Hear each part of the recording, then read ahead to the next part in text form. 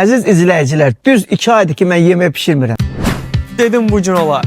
Məhəmməd, Kabra, Kırım Tatar mətbəxinə aid məşhur bir qaynaratı hazırlayacağım. Adı çuburek. Nəşküzüm. Bunun üçün bizə lazım olacaq ərzaqlar. Çəkilmiş ət, un, soğan, duru yağ, əlbəttə, istiyor duz. Unumuza biraz yağ əlavə edək, biraz duru yağ, bir çimdik duz, yarım kilo unumuza kaynar su əlavə edirik. Köməkçimdir. Aferin. Bəlkə kütlə halına gəlinə kimi 5-6 dəqiqə bunu yoğuracaq.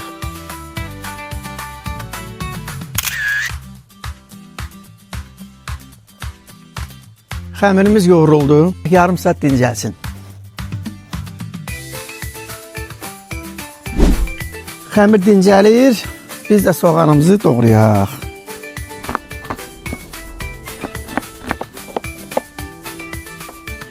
Doğradığımız soğanları ətə əlavə edək. Nə qədər soğan bol olsa bir o da dadlı olacaq. Zövqə görə duz istiyor.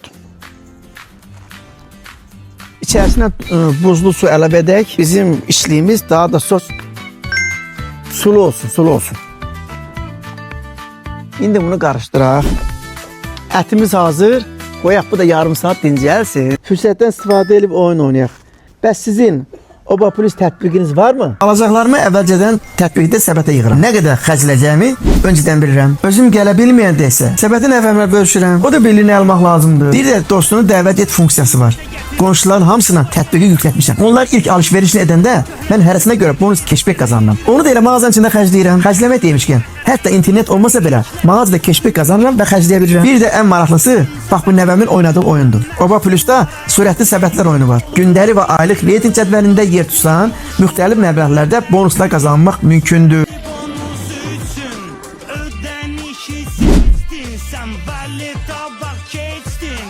Oba Plus, o da plus, bu da plus.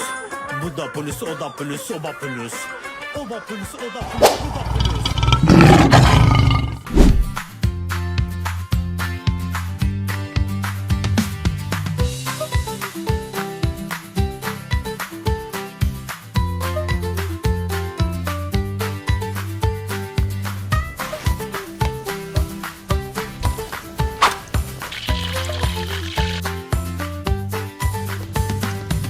Çox ləzzətli alındı.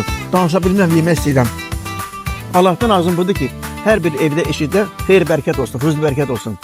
Göz haqqınızı da halal edin.